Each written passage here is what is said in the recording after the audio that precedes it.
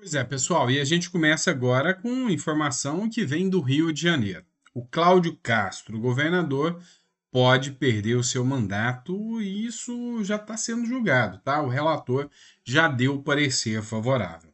Cláudio Castro, no Tribunal Regional Eleitoral. O relator vota pela cassação e diz que o governador agiu sorrateiramente.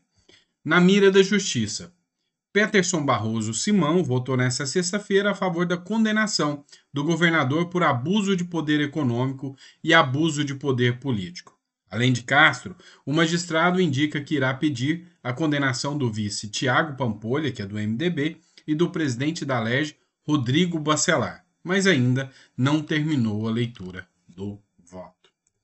Isso complica muito a vida do Cláudio Castro, até porque o voto do relator ele pesa muito. Há uma tendência natural de que os demais ministros acompanhem o voto do relator. Até porque o relator ele não gosta de perder. E geralmente, antes de fazer o relatório, ele costuma discutir com os demais membros da corte o que eles têm de posicionamento sobre o caso. Então, costuma ter reunião sobre o caso.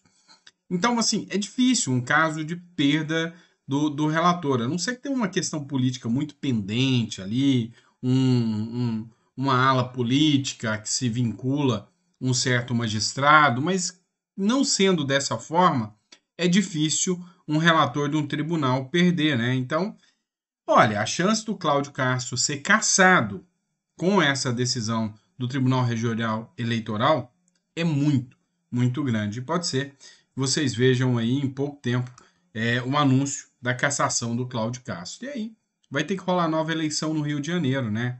Vai ter que ver como que vai ficar a situação aí do Rio de Janeiro, tá bom?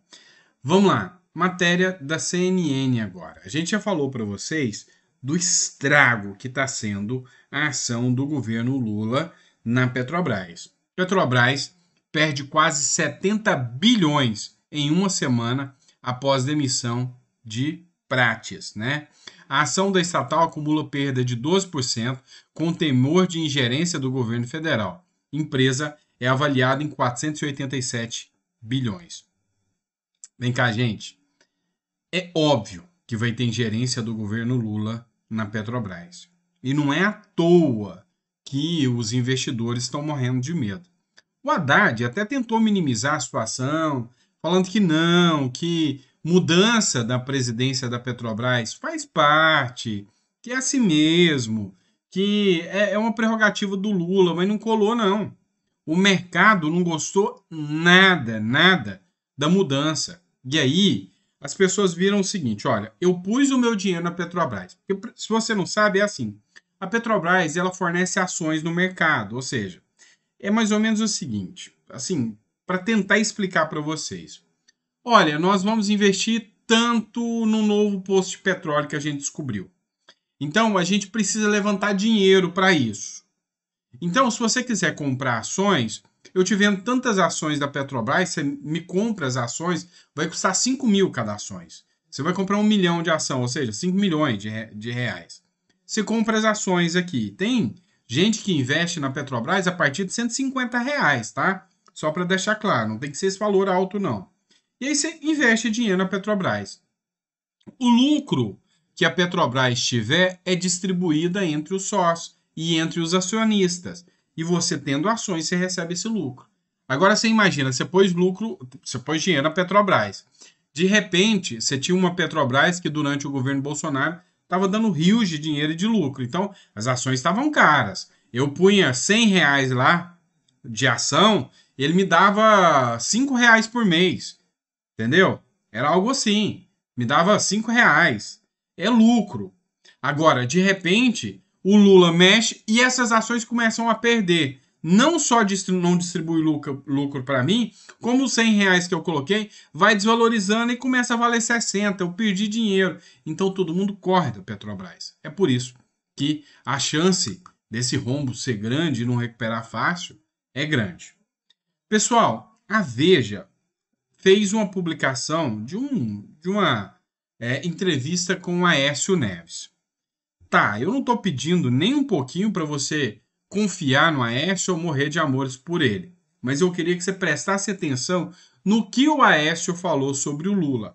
E aqui é onde eu quero que você entenda o seguinte: o Aécio é da turma que fez o L, que confiou que o Lula era melhor do que o Bolsonaro. É daquela turma do tiro Bozo que depois a gente vê. Pois é, já é um que está pulando do barco petista, já está dizendo, olha, tragédia, governo Lula é tragédia. Assiste esse trecho da conversa aí do Aécio Neves com a Veja. A tragédia, né, de forma até paradoxal, deu a ele a oportunidade de ter um fecho do seu governo de estadista, de ser realmente o condutor do processo, no primeiro momento de mobilização para salvar vidas e no segundo momento de reconstrução do Estado. E ele abdicou desse papel, disse que nós, inclusive, respeitamos e achávamos que era dele, para optar por cumprir ali um papel de líder político. Ele será o líder das ações do governo federal no estado do Rio Grande do Sul. E dando às pessoas uma impressão equivocada de que o que o governo federal faz é um gesto em favor do Rio Grande do Sul. Não, é uma obrigação que qualquer governo federal teria, porque o recurso não é federal, estadual, municipal, o recurso é da população brasileira. Então, infelizmente, até o tom do ato dessa semana, que vocês certamente acompanharam, vai na contramão do bom senso e, acho eu, da generosidade com a população gaúcha. Um erro, um tiro no pé do presidente da República, que infelizmente vai custar caro aos gaúchos, mas acredito que a ele próprio no futuro. Pois é. Eis que o Aécio Neves aqui diz tudo, vai custar caro para o Lula, porque a população não é burra mais. O Lula pode até tentar vender a ideia de que ele é o salvador da pátria para o Rio Grande do Sul, mas não está colando. O povo do Rio Grande do Sul hoje é um povo bem informado, não cola tão simples assim. E é como o Aécio falou, no final das contas, o dinheiro é da população. Será que vão incluir ele no inquérito das fake news também, aí do Rio Grande do Sul? Será que vão falar que o Aécio está espalhando fake news ao dizer que o dinheiro não é do Lula, é da população, que é civil, salva civil. É o nosso dinheiro dos impostos salvando as pessoas. E quem quer sair na foto é o Lula. Será que o Aécio vai para o inquérito das fake news? Sei não, hein? Acho que não. Acho que essa verdade aqui vai passar batida, não é? Vamos lá. Outra matéria que a gente precisa discutir. O Supremo Tribunal Federal, ele confirmou a decisão de Nunes Marques, que nega habeas corpus preventivo a Bolsonaro. A gente discutiu sobre esse assunto aqui com vocês. Pois é, o doutor Djalma, advogado, ele entrou com habeas corpus, tá? Contra o Alexandre de Moraes e a favor do Bolsonaro. Nesse habeas corpus, ele fala o seguinte, olha, o Alexandre de Moraes, ele está agindo de forma ilegal contra o Bolsonaro. Aquela ação, o Tempus Veritatis, ela foi uma ação toda ilegal. Aquela ação não tinha razão de ser. O Alexandre de Moraes está perseguindo o Bolsonaro. É isso que ele está fazendo. Então eu queria que o Supremo Tribunal Federal julgasse um habeas corpus a favor do Bolsonaro e impedisse que o ministro do Supremo Alexandre de Moraes sequer mandasse prender o Bolsonaro. Todo mundo comemorou pra caramba os apoiadores do Bolsonaro. Por quê? Caiu na mão do Cássio Nunes. E todo mundo pensou, ora, tá na mão do Cássio Nunes um habeas corpus que proíbe a prisão do Bolsonaro. Será que o Cássio Nunes vai julgar a favor do Bolsonaro e proibir o Alexandre de Moraes de prender o Bolsonaro? Pois é, a resposta foi não. O Cássio Nunes deu a decisão no sentido de que não. O Alexandre de Moraes não persegue o Bolsonaro, não. Isso não existe. O advogado sequer provou que há alguma arbitrariedade por parte do Alexandre de Moraes. E disse mais, olha só, segundo o entendimento do TSE, do STF, perdão, um ministro não pode julgar habeas corpus contra o outro. Não dá para fazer isso.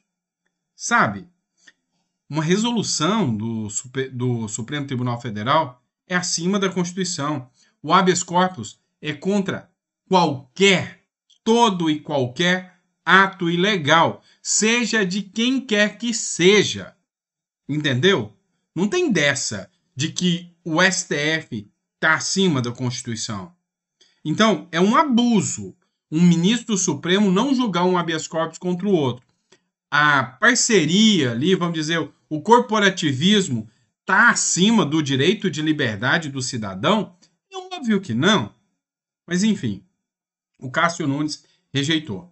E hoje, ontem, na verdade, essa decisão, o Supremo Tribunal Federal confirmou, todos julgaram, inclusive o próprio Cássio Nunes, que foi indicado pelo Bolsonaro, julgou de novo. O STF confirma a decisão de Nunes Marques, que nega habeas corpus preventivos a Bolsonaro. Nessa quinta-feira, o Supremo Tribunal Federal formou maioria para manter uma decisão do ministro Nunes Marques, que negou um pedido de habeas corpus preventivo apresentado em favor do ex-presidente Jair Bolsonaro. Cumpre até a gente lembrar uma coisa aqui. Será que o Bolsonaro quer ser preso ou será que ele está confiante demais que a justiça funciona no Brasil? Porque tem um detalhe que eu esqueci de contar para vocês. A defesa do Bolsonaro, defesa mesmo, tá? Porque o Djalma, que entrou com habeas corpus, não tinha autorização do Bolsonaro para entrar. Pediu para o STF desconsiderar esse habeas corpus. Ou seja, não julgue isso não. Aí a minha pergunta é, o Bolsonaro, olha as alternativas, pode perguntar aos universitários, tá? Quer ser preso, tá peitando o sistema e falou, não, se tiver que prender, que prenda. 2. Garante que a lei vai ser aplicada e que ele não vai ser preso. Ou 3. Quis dar uma de João sem braço, mas estava torcendo para o Cássio Nunes julgar, mesmo assim dizendo, não, a Constituição tem que ser respeitada. Qual que você acha? Coloca no comentário que eu quero saber. Vamos lá, pessoal. Um assunto que está entrando em voga, e muito, ultimamente, é a tal da liberdade de imprensa, não é? Liberdade de imprensa é o jornalista poder denunciar, poder falar, poder criticar, poder ter independência, né? Se o cara é de esquerda, o cara tem o direito de falar o que ele bem entender, desde que não seja mentira ou que não atente contra a honra, porque aí vem calúnia, injúria e difamação. Já é uma outra história. Calúnia, injúria e difamação é uma situação onde a pessoa inventou uma mentira contra o outro, né? Está previsto na Constituição. Agora, imagina só, o que aconteceria se na época do governo Bolsonaro você descobrisse que um ministro estava intimidando repórteres? Pois é, seria o mundo caindo, né? Só que agora, nesse governo, tá tudo liberado, pode tudo, tá? Matéria da Revista Oeste.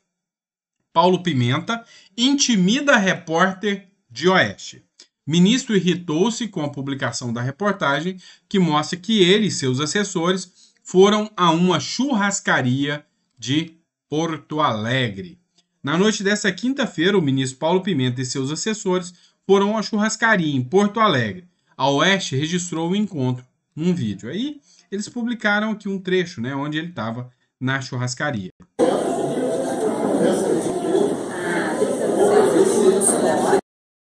Então, esse trecho pequeno aqui que foi publicado. Depois disso, teve umas trocas de mensagem aqui entre o assessor do Paulo Pimenta e a jornalista, né? Olha só, ela escreveu o seguinte, o Guto Guterres, assessor da SECOM, escreveu o seguinte, é minha opinião, é mentira a sua postagem, desonesta. E aí a repórter perguntou, mas o que há de desonesto? O que há de mentira? E ele falou que acha que é uma reportagem desonesta, mentirosa, e ele e o próprio Paulo Pimenta começaram a pôr pressão nela, inclusive no WhatsApp. Olha só, o próprio Paulo Pimenta fez a postagem também aqui, postagem mentirosa sobre brindes e comemorações em jantar em churrascaria. Isso não é jornalismo, e sequer publicaram a nossa resposta. Isso é uma vergonha, foi o que o Paulo Pimenta publicou aqui em relação a ela, né? Aí ela falou que mandou postagem para ele pôr o ponto de vista dele e falar agora, isso é uma vergonha, ou seja, criticando ela no WhatsApp, né? No WhatsApp. Então, era melhor ter dado o seu posicionamento, falado, olha, eu participei, foi uma reunião com ministros, Então a gente estava tomando decisões, mas foi na churrascaria. Mentir, ela não mentiu, né? Vamos deixar claro isso também. Vamos lá. Outra questão. Ministro Zanin. Lembra aquilo que está sendo muito criticado sobre o Zanin? O caso dele ter suspendido a desoneração da folha a pedido do Lula e contrariando o Congresso. Agora o Lula pediu para ele suspender a suspensão. Entenderam? Suspender a suspensão da liminar. E o Zanin atendeu. Zanin suspende a liminar e restaura a desoneração da folha por 60 dias. Ou seja, o governo Lula pediu, o Congresso confirmou também, e o ministro Supremo Zanin devolve agora a suspensão da desoneração da folha. Se eu expliquei para vocês já o que é a desoneração da folha, como que funciona, tudo isso a gente já discutiu muito, eu não vou retomar o assunto aqui não, tá certo? Mas é isso, pessoal. Espero que vocês tenham gostado do conteúdo do nosso editorial. É sempre um prazer estar aqui com vocês. Ah, peraí. Eu já ia despedindo aqui. Mas antes de preparar o editorial das 12, tem uma matéria que eu quero discutir com vocês aqui. Imagina o que é azar, né? Imagina o seguinte, o cidadão, né? Uma vítima da sociedade, gente boa da sociedade, só queria roubar um celularzinho para tomar uma cervejinha, certo? E aí ele descobriu que num ônibus tem muito mais celularzinhos para ele roubar. E aí vinha um ônibus, sabe? Um cara de turismo, turista tem dinheiro, vou assaltar. Vou ali, quem sabe eu consigo tomar uma cervejinha, pego um celularzinho e foi tentar a sorte. É o UOL que está dizendo, viu? Mas não deu certo não.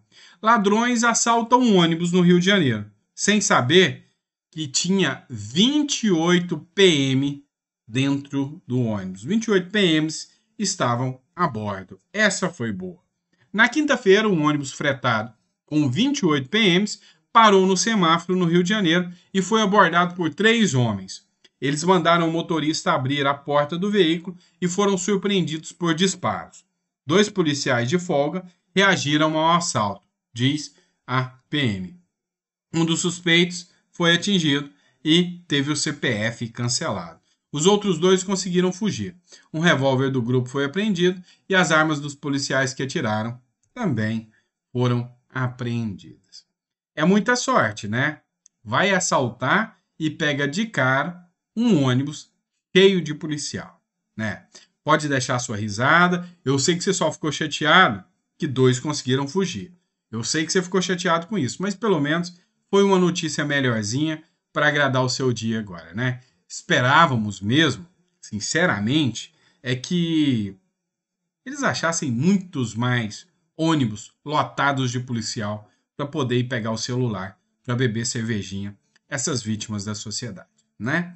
Quem sabe, algum dia, cidadão toma consciência, libera o porte para o cidadão que vai estar dentro do ônibus, aí eles sempre vão pensar, não pode até não ser policial, né? Porque é muito azar pegar um ônibus cheio de policial, mas pode ter um cidadão de bem ali que está bem preparado para receber essas vítimas da sociedade, né? Abraço, fica com Deus, meio-dia, volto aqui, põe água no feijão, a gente volta para poder bater um papo aqui com vocês. Abraço.